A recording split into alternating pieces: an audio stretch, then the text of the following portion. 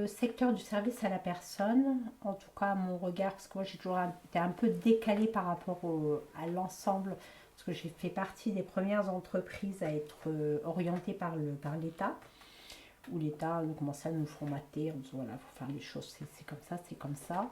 Et moi j'ai fait un petit peu à l'envers, parce que voilà, moi je m'étais dit que voilà, travailler à 18 ans dans le service à domicile, ben 18 ans, t'as rien à raconter à une personne de 80 balais parce que bah, tu commences seulement à vivre, donc c'est pas comme voilà. Une personne de 50 ans, elle va raconter ses enfants, son mariage, ses trucs, donc voilà, il y a déjà un échange qui est beaucoup plus constructif. Donc moi j'avais pris le choix d'embaucher des personnes d'une cinquantaine d'années, chose que bah en fait personne ne voulait parce qu'on s'est dit oui 50 ans les gens sont vieux et machin, alors qu'en fait je me suis retrouvée face à recruter des personnes qui ne savaient pas, qui n'étaient pas conscientes des compétences qu'elles pouvaient avoir. Donc en fait, là où moi je me suis régalée, c'était de leur dire voilà, non, tu es peut-être pas diplômé, mais en tout cas tu as des compétences, tu as des choses que des gens voudraient bien avoir. Alors c'est pas matériel, mais de tes services, on peut les vendre. Donc en fait, moi mon job c'est de vendre leur savoir-faire. L'image de ce travail, parce que c'est quand même pas évident de faire du ménage, du repassage, il y a plein de gens qui déconsidèrent ce genre de travaux. Qu'est-ce Ouais. que tu peux en dire, toi, Alors, toi qui es dedans? effectivement, quand on n'est pas, on peut se dire que c'est pas valorisant, mais c'est comme dans tous les métiers. Tout le monde peut faire tout et rien. Mais faire quelque chose bien, c'est pas tout le monde qui sait faire. Voilà. Moi, je peux pas prendre la caméra, faire un reportage, machin. Oui, je peux m'amuser, je peux faire semblant, ça c'est sûr. Je peux faire semblant, mais j'irai pas au bout du projet. Ça va pas. Le ménage, c'est pareil. C'est le ménage, quoi qu'il en soit, reste un métier. Il y a des gens qui sont diplômés. Le, le, L'éventail est terriblement grand dans le ménage parce que ça va du tri, c'est vraiment, vraiment très, très étendu. Et d'ailleurs, quand nous avons fait l'inauguration d'AGS 34, j'ai voulu montrer par ce biais que justement les gens qui travaillaient dans le ménage pouvaient très très bien réussir. Donc moi j'avais des gens qui avaient travaillé dans la copropriété, c'est-à-dire nettoyer les cages d'escalier, des choses comme ça, et qui finissaient par rouler en Porsche, quoi. Et en fait, c'était un peu l'anecdote, quoi, parce que bah, leur carrière avait fait que bah, ils avaient été rachetés, qu'ils avaient monté de grade, et que du coup ils gagnaient plus leur vie. Et là, les gens se disent, mais ils travaillent dans quoi? Je lui dis, mais alors, je regarde mon pote, je dis quoi? Que tu fais des poubelles?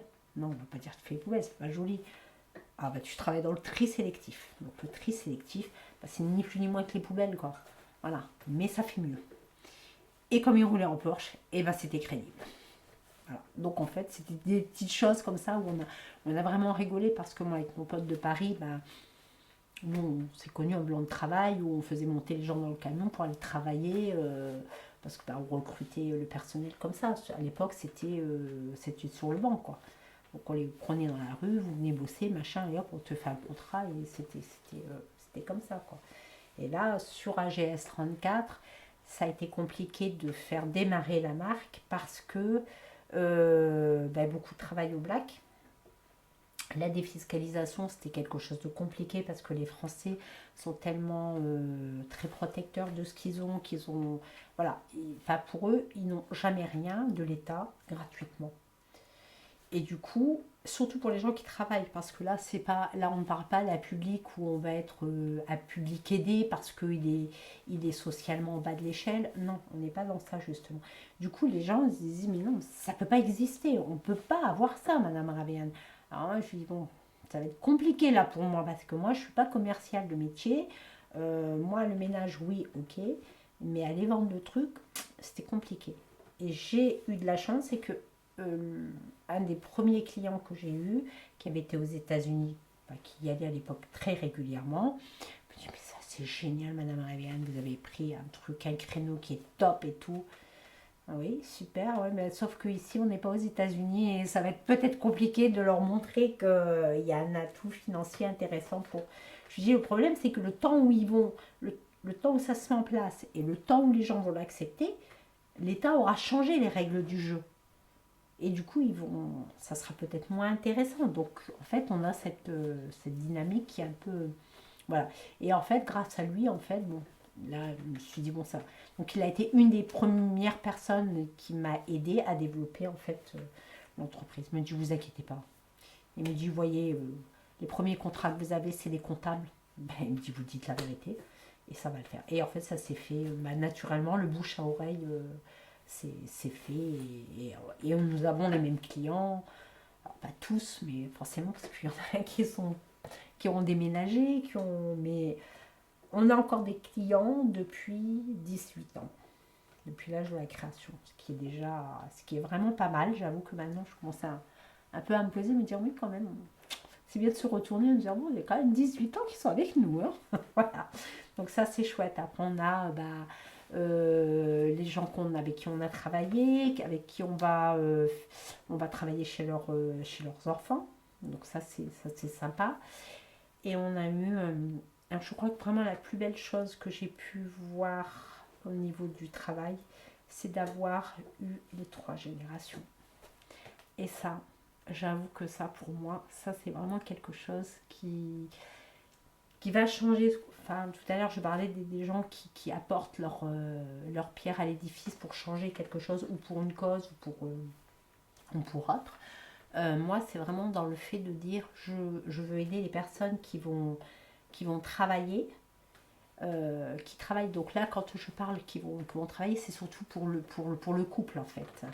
Quand les jeunes se lancent et qui vont travailler, qu'on ne soit plus dans l'obligation de dire c'est la femme qui est à la maison et qui doit gérer ça. Alors, j'ai rien d'hyper féministe ou de machin, mais en France, c'est quand même comme ça. Je veux dire qu'on le veuille ou pas, on a les tâches ménagères, c'est pour la femme, le truc, voilà. Beaucoup moins maintenant parce que ça a évolué, mais pas assez à mon goût. Voilà. Mais par contre, le fait de leur libérer du temps afin qu'ils puissent se retrouver en famille, profiter de sorties et par la même occasion de créer de l'emploi parce qu'en fait, le petit et il est dans je crée de l'emploi, c'est pas je suis une feignasse et je fais pas le travail, c'est pas ça du tout. C'est je décide de consacrer du temps à ma famille. Du coup, j'emploie une personne, ça crée de l'emploi de proximité. On n'est pas obligé d'aller faire 2 heures de route pour le truc. Voilà. Ça me soulage et on cherche des gens professionnels.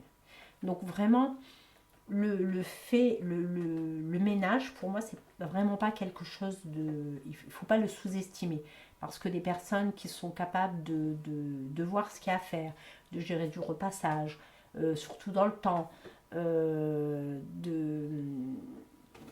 d'être spontané, de savoir rester discret, de savoir garder ses écarts avec.